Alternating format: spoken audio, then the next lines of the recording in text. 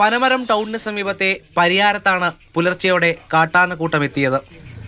ദാസനക്കര വനമേഖലയിൽ നിന്ന് പുഴയോരത്തുകൂടി എത്തിയ ആനകൾ കൃഷിയിടത്തിൽ നിലയുറപ്പിച്ചു.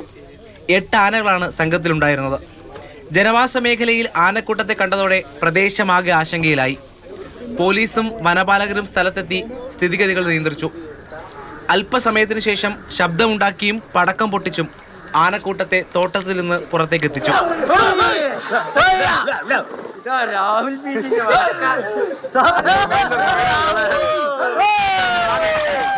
പാടത്തേക്കിറങ്ങിയ ആനക്കൂട്ടം പുഴയോരത്തുകൂടി വനത്തിലേക്ക് നീങ്ങി.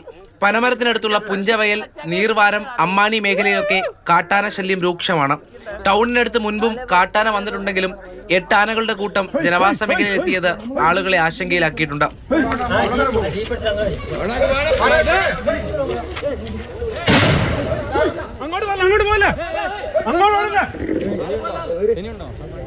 മാതൃഭൂമി ന്യൂസ്, വയനാട്.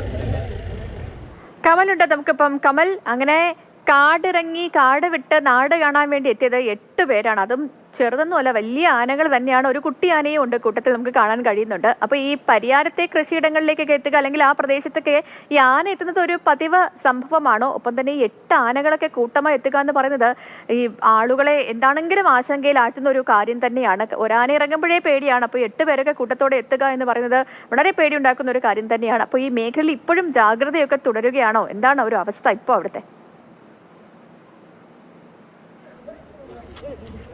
സേതു, ഇപ്പോഴാശങ്കയൊന്നുമില്ല.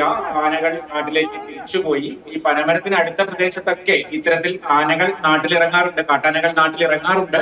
പക്ഷെ ഈ ടൗണിനോട് അടുത്ത് ഇത്രയും വലിയൊരു ആനക്കൂട്ടം വന്നതാണ് ആളുകളെ ആശങ്കയിലാക്കിയത്.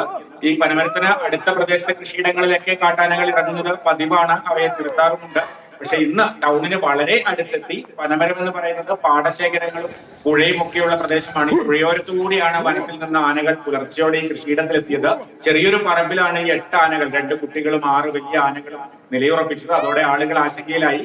വനംവകുപ്പും പോലീസും ഒക്കെ സ്ഥലത്തെത്തിയാണ് ആ ഭാഗത്തേക്കുള്ള ഗതാഗതമൊക്കെ നിയന്ത്രിച്ച് ആളുകളെയൊക്കെ അവിടെ നിന്ന് മാറ്റുകയൊക്കെ ചെയ്തത്. എന്തായാലും ഒരു 11:30യോട് കൂടി ആനകളെ ആ പറമ്പിൽ നിന്ന് പുറത്തേക്ക് ഓടിച്ചു.